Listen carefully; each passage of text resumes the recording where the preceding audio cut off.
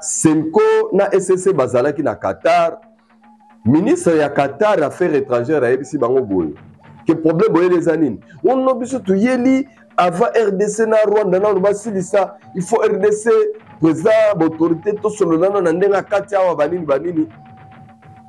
Ministre ya affaires étrangères ya Qatar a ebisi ba sango na ba sultana bango que non. Biso a to traitande na ba institution, c'est-à-dire que pouvoir établir bato bana mandat ya peuple. Bino toyebeli bino na et puis baza basango bagena pays moko ya ba musulman bagelo ba bêtise entre ta koto ba négligaki tant président tindaki bango basangana na ba confession mususu au moni place butoko bakazo ba kizengi mais ba komi kuna on les a dit que ah ba makambo na ngwana boke ndo yebisa autorité établie les ande fachi na éviter ce que ba ko ya so pas fachi et banité puisque ba bundaka consultation président chaka ba sango na ba Mbote chers internautes, mbote ma congolais à monde entier, surtout il y a bonne qualité. Ndenge vous allez belé pour nous Rolanda biso à travers Tidika télévision. Vous voyez que awa et l'autre mot to boyande koko ça parce que ce toko si même biso mot to perdre crédibilité d'abso auprès de Bino. D'abord te remercier un colo parce que il est au contrôle en te porter surtout au contrôle. Il y a République démocratique du Congo. On m'a appelé balobi nanga Saint Thomas mais ndenge nini ba M23 ba oyaka kaka bazoka ngabi Naibisaki mutotuna kingabi yebisa ba M23 bakanga Congo mobimana Kinshasa nyoso baso. Bwebisa bango bazo Congo mobimana Kinshasa nyoso baso puisque biso beke ngala na bango et sili ngala ya M23 AFC et sili muto bangisa binote. Merci d'abord na Junior Kapaya, merci na Rife Kisombe, merci na ba Congolais ya bonne qualité à monde entier au besoin branché pour na Rolanda. Biso basango toyoki basango ebele. Et les lots na yeli pendant que na lakaki bino ke na royela makambo na oki le quattro Kabila se sanga Fayulu Katumbi ba signé batelemela makambo ya ba signature ya ba corps bon ngala na tuna Katumbi azalaka nani na Congo Kabila azalaka nani na Congo Fayulu azalaka nani na Congo. Merci na yo prophète Moïse Nengele parce que ça kinga ki déjà téléchargement ya Kabila kokanga comme na 80%. Merci na constant temps. Yo bande ko bisango depuis 2022. Lobi est comme na 10% et mathemata lelo est comme 80%. 80% na auto ka sa maluko na auto ko répondre que en tout cas conformément na mibe ko ba ko traiter question ya ko lever excuse immunité ya Kabila a commis haute trahison parce que l'ancien chef de l'État ne pouvait pas se comporter comme ça. Bozo monena ba valise ndenzali amemi ngo kote à ça que sera pas ole buno basanjo oyo bayokanaki bateka Congo na makomba encore 23 mars. Azonga ba donc eloko nyoso erozonga bisiki utaki. Maintenant pour les Kamotali accord na biso na Rwanda situation moko citation moko na tangela bino citation je dis na situation te na citation zaboyo. Des propositions ont été soumises. Restons patients en attendant la suite. À l'attention de ceux qui se présentent comme experts en tout et intellectuels. Voilà, c'est à vous qu'on parle. Je le répète, il ne s'agit pas encore d'un accord final et signé, mais simplement des propositions en vue d'un accord pour une paix durable à l'est de notre pays. Voilà. Alors, beaucoup de gens ont spéculé, ba photo, monter, bazo signer. Et là, on a une salamité. Maintenant, qu'est-ce qui s'est passé? Il y a signature, il y a finale, il y a Bissona Rwanda. Il s'est passé beaucoup de petites choses. Premièrement, Maramwadoa, il s'est fait que Kuna Batobake va signer idée à trêve, Bazongi Babandi Kubunda Bitumba. Et on apprend, parce que l'autre n'est pas tellement reconnu, je parle de Nanga. Lui passe pour dire, oh non, peut-être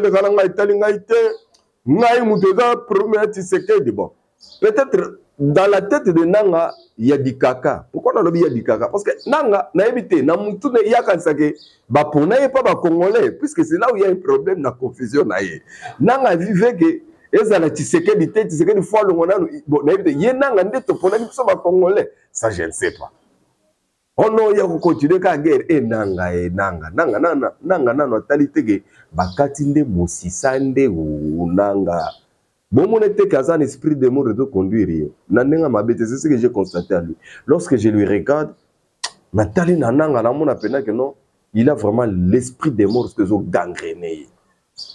Ba oyo ba Rwandais et pas Kagame o ba yokana ki ba na ba soupçonne ba minéré yemoko Kagame na ba vrai ndeko ne ba Rwandais ba tout akangi bango ba kamanzi wana akangi bango bongo yo ba lo ba mukolo moko ke mbala mort siko yo ndeko na nga congolais au côté critique yo po côté biloko ngo buzo ba yo po bandi fandi bandi ko critique no Félix ateka mboka na États-Unis. Qui t'a dit que Félix a été en États-Unis? D'abord, le problème, il y a des bombes, il y a des bombes aux États-Unis, mais il y a des richesses, il Rwanda de contrôler. Mais tu comme Rabazo bâti à niveau européen, pour nini? Pourquoi? Pourquoi yo ozo permet to comme na ozo bâti na degré wana? Vraiment na ligne bozo ngabatu tous à la peine ensemble. Maintenant, il se passe des fausses informations pour faire croire que réalité mais que bah, ce n'est pas vraiment la réalité. Réalité zalini, réalité zaliboy. Accord biso salana États-Unis d'abord les accord du siècle. Pour votre information, bah nani ukrainien et on signé pour 50%, 50%. Bah on est signé 50%. Mais biso ya ces années. Il y a plusieurs années, Bissot Rosalana 55%. Je vous mets déjà quelque chose dans la bouche. Et puis, l'Américain, Rosalana 45%. C'est ce que j'ai appris. J'ai appris quelque chose comme ça. 45% d'Américains, ils vont gagner. Bissot peut 55%, tous vont gagner. Même si tout ça, 50%, 50%, tous vont gagner. Kaka. Bissot va Congolais, tous vont gagner. Les Congolais, on a distraction. Bobana ko apprendre bobana ko la misala puisque misala ezali koya ebele nana ba mission na sala na ba 2022 2023 na daki ça ba pepa badal lebela bo pepa badal de makambo ezoya nous allons bien non Félix andimi aux États-Unis que ya rotika ne pouvoir na 2028. Donc, yo vandi zo calculer le mandat à Félix. Bon, il y a un Donald Trump, vous calculez en monté. Il y a Donald Trump à 4 ans. Parce que Donald Trump, on lui a dit que na Congo. Azé la mandat na yemo aussi là. Non, ba Congolais boson na nous boson ça non mais tout la vie en place sincèrement. Vous me faites pitié mais c'est pas grave que quelqu'un rentre vraiment dans sa place. Bon, tout ça là non analyse bien. Tshisekedi n'a pas de mandat, Tshisekedi a une mission pour la RDC. Parce que souvent, je vous ai toujours parlé des prophètes Moïse. Mais je suis tombé sur une prophétie, un homme de Dieu, depuis 2019. Lui prophétisait déjà sur Donald Trump. Lui prophétisait déjà sur Donald Trump. Vous pouvez vous imaginer.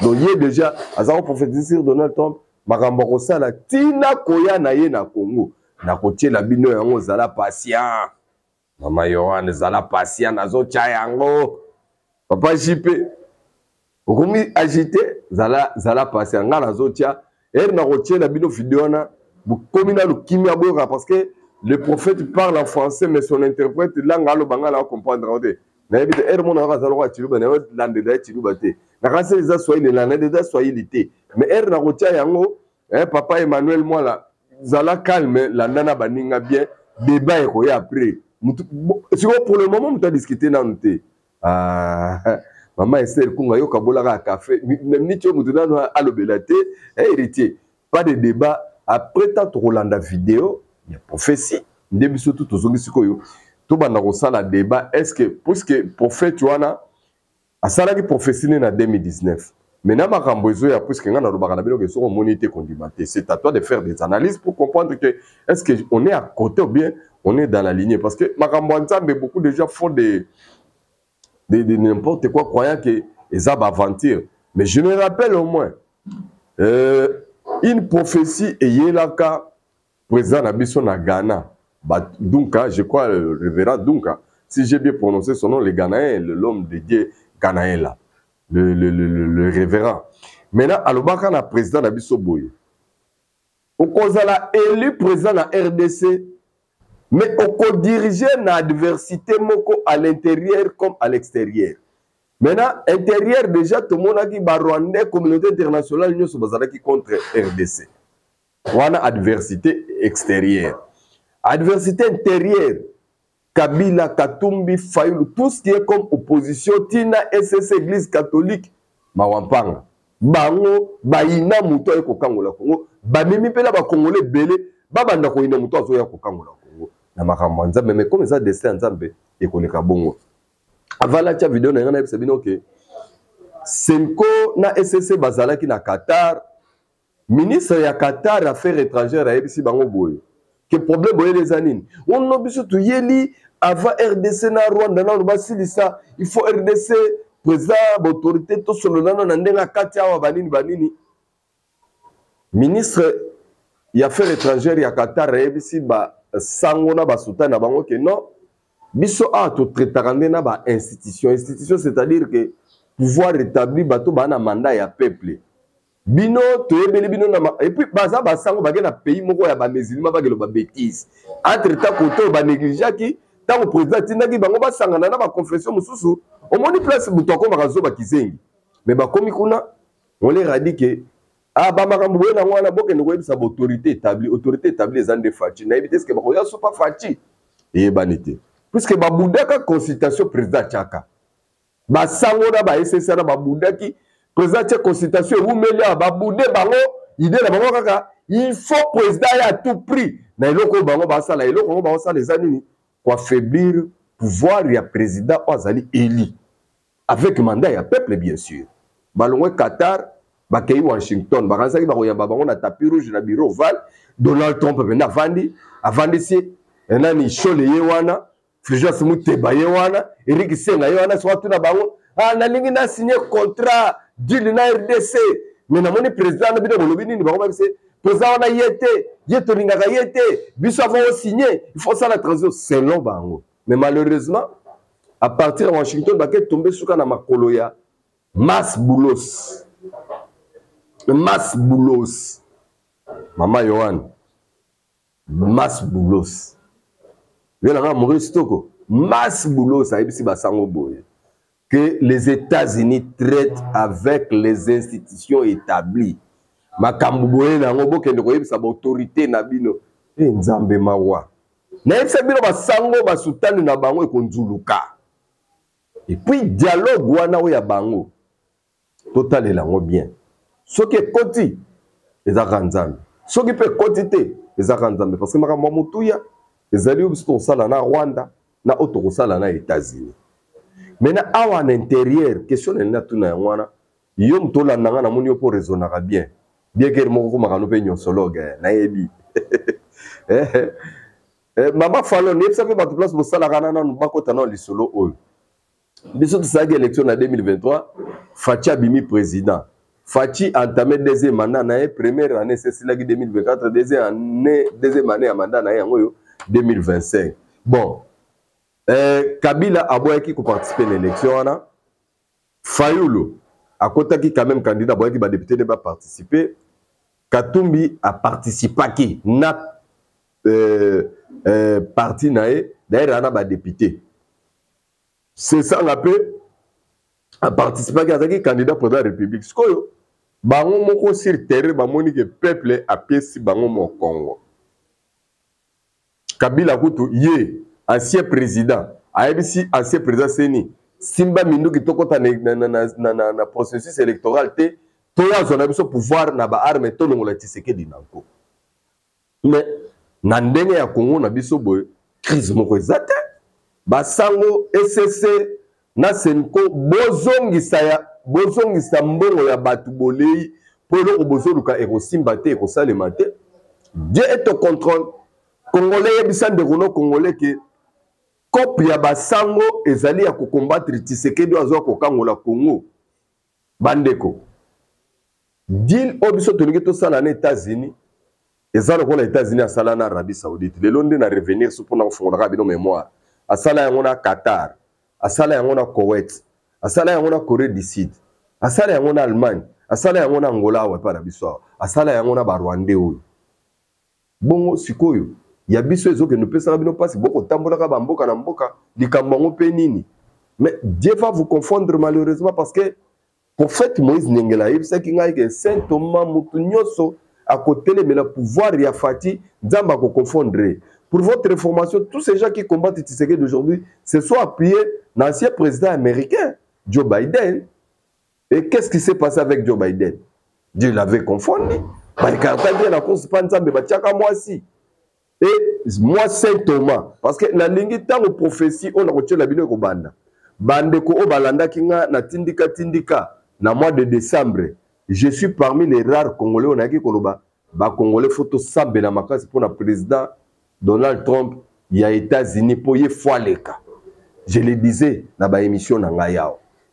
Refait qui sont beyo yebi. Même Junior Kapa ya baba témoin na ngave na tumba collection na loba ngoteke. Il faut ba Congolais to sambe la makasi pour le président candidat il y a États-Unis Donald Trump to sambe la pour na herba beta qui lisas les unes à l'ito il faut bo sambe la makasi parce que Donald Trump, c'est quelqu'un que Dieu veut utiliser dans une seule mission, rien que ya Congo. Il y a un monde entier combattant Donald Trump et qu'il y avait que l'église qui est venue pour soutenir Donald Trump. Et le nom Donald Trump, sera zola la naïb sabino vérité, à Mikolo chaque jour sur Donald Trump à l'ala, à l'autre RDC. Na possibilité. Pour l'année. Minéraux ezali na Ukraine, eza minéraux pende belé. Il y a bien. Mais na multitude ya ba minéraux biso toleki na ba qualité et puis ya biso toza ba premier ya biloko belé. Voilà pourquoi ya biso kozala bien et makamona soki ba signé yango changement ya makasi ona no bomona tezoya. Et na changement wana soki to signé na Rwanda, to signé aux États-Unis. En fait, le gouvernement de l'Union nationale, mais pour votre information, je voudrais préciser quelque chose de très important. Ce qui est signé dans Rwanda, le groupe il y a une rébellion dans l'Est,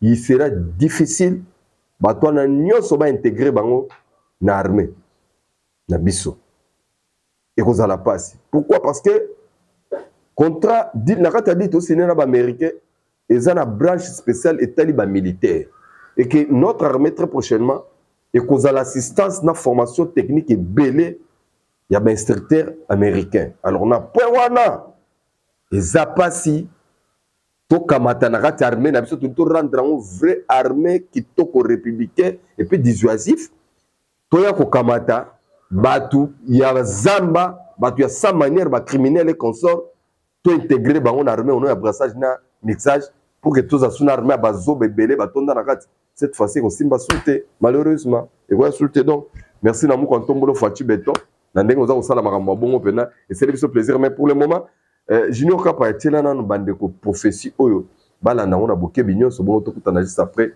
pour tout tinde ba ngaba kende polémique. C'est parti. Dieu me dit il y a une élection député là qui vient. Comment on appelle les élections de députés là? Législatives. Est-ce que ça vient? Ici ou bien chez là-bas. Dieu l'Assemblée nationale là, il y aura quelque chose qui va arriver. Ce groupe-là va partir. Le Seigneur dit de vous dire qu'il va susciter et un député feront sa volonté. Parce que ceux qui sont là sont en train de combattre les intérêts de Dieu. Mais je ne sais pas pourquoi je vois le président Donald Trump au Congo. C'est promis qu'il va venir au Congo. Est-ce qu'on peut acclamer le Saint-Esprit? Est-ce qu'on peut acclamer le Saint-Esprit? C'est la vérité. L'esprit de l'Éternel me dit, j'ai choisi Trump. Écoutez la prophétie. Rien n'empêchera le président Trump de faire aussi un second mandat. Écoutez-moi bien. Les gens vont le combattre dans le monde entier. Et l'église s'élèvera en sa faveur. Et par les prières de l'église, parce que Dieu n'a pas fini avec Trump. Ce qu'il a commencé, il doit l'achever avant qu'il ne quitte les États-Unis d'Amérique. Vous savez ce qu'il va faire? Vous savez ce qui va se passer? Je vais vous révéler. Dieu va l'utiliser pour être un instrument de cette gloire. Il y a des choses qu'il va traiter avec le président. C'est les choses de Dieu. Il va s'intéresser au pays. Dieu veut faire quelque chose d'étonnant. Il sera l'instrument de la nouvelle législature. Est-ce qu'on peut dire Amen très fort? L'Esprit de l'Éternel me dit qu'il va donner le second mandat à Sekedi. Rien ne l'arrêtera. Aucun opposant. Le pays sera calme en son temps. Il n'y aura pas de danger. La paix sera dans le pays. La bénédiction sera dans le pays. Beaucoup de Congolais à l'extérieur vont regarder le pays. Dieu dit, je bénirai le Congo. Je ne l'ai pas encore béni. Je veux bénir le Congo. Je vais élever le Congo. Je vais le mettre au sommet du globe. Dieu dit, mon serviteur Trump sera un instrument pour ce que je veux faire. Je ne l'amène pas en l'air. Je lui ai donné un rêve. Je lui ai montré le Congo. Il a vu le Congo en rêve. Il ne vient pas au Congo en l'air. Je suis passé par mes serviteurs les prophètes. Je lui ai annoncé qu'il y a un pays en Afrique où je veux faire quelque chose. C'est pour ça qu'il vient. C'est moi l'Éternel qui le mandaté d'aller au Congo. Je vois une société Donald Trump au Congo, c'est pas ce que c'est. Donald Trump, c'est un software. Dieu dit de lui dire, l'Assemblée nationale m'appartient. Yes. Je suis le lion de Juda. Je marche déjà, j'ai déjà occupé les 3/4 du Congo. Je marche maintenant vers le sud. Je veux remplir le pays. Je veux remplir le pays. Les députés qui sont là, j'ai vu leur combat contre mon serviteur. Je suis descendu afin de les raser. Le Congo sera un. Vous savez, ce n'est pas... Vous comprenez de quoi je parle? Je ne parle pas du Congo, Zaïre, Congo, comment on dit ça, Brazza. Je vois un Congo. Ce que tu dis, c'est vrai à 100%. Parce que le Congo est en train de prendre tous les pays de l'Afrique centrale pour mettre Dieu au-dessus des pays. Congo, c'est vrai. Est-ce que quelqu'un peut acclamer le Seigneur? Maman, écoutez-moi. Ce qui va arriver, ça va être étonnant. Dieu veut choisir des députés chrétiens. Il y a beaucoup de chrétiens parmi les Congolais qui sont des cadres. Le Seigneur a vu leur cœur. Il a entendu leur prière. Dieu m'envoie leur dire, très bientôt, je vais former un gouvernement avec des députés chrétiens. Les décisions ne seront plus signées par Satan, mais c'est les chrétiens qui vont décider. Il y a beaucoup de cadres en Europe que Dieu veut ramener au pays. Écoutez-moi maintenant. Vous voyez, entre-temps, les Ghanéens étaient à l'extérieur. Ils travaillaient à l'extérieur. Très bientôt, vous allez voir très rarement les Congolais dans d'autres pays. Parce que le pays produira tout. Le football congolais. Je le rendrai puissant. Je vois les footballeurs congolais une nouvelle génération qui vont sortir la tête de nulle part. Ils vont se retrouver en Coupe du Monde. Ils vont aller en quart de finale. L'Esprit de l'Éternel dit de vous dire, mes regards sont portés sur la nation congolaise. Je vais faire quelque chose d'inouï et de spectaculaire. My God. Il dit de vous dire, le port du Congo sera une richesse. Amen. Le port du Congo sera une richesse. Amen.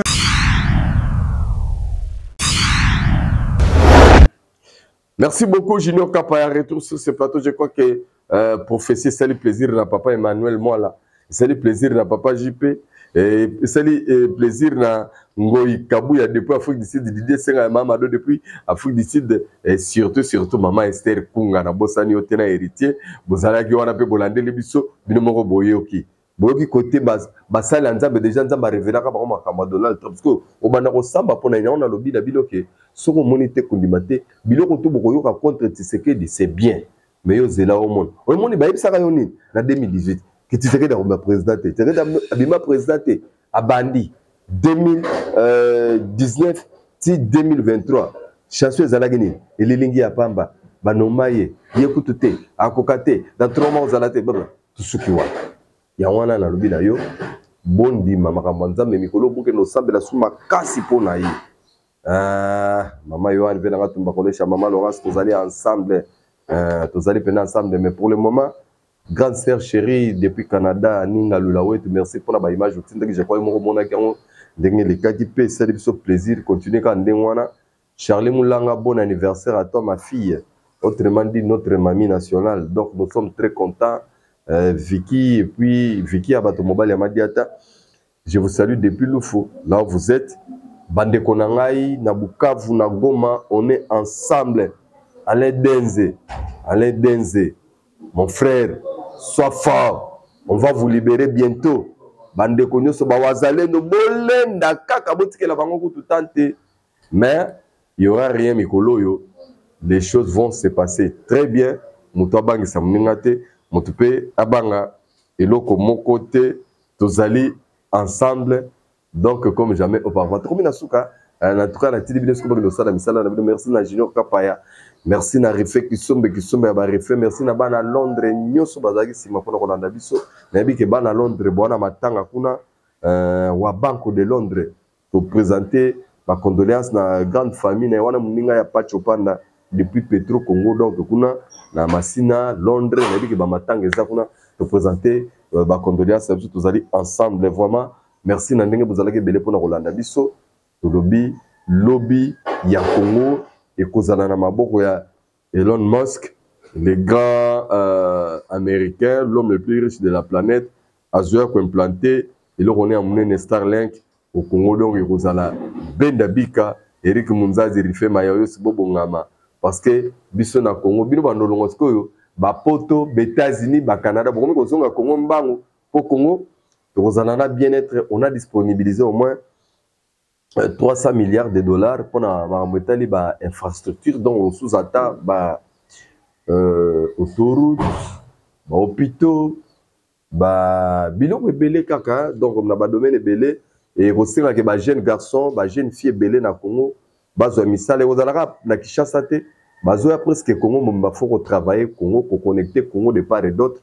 Alors dans tout ça, il y aura que des Congolais qui vont avoir du travail. Alors sur mon mout, azo biso ke ba biso na ba américain eza makamwa bien te yebise ke ozali ennemi ya Congo et yo boy kozala na bolingo ya Congo na ya ba Congolais. En tout cas kolo abatela bino abatela pe mabota na bino. Tomonani très prochainement. Bye bye.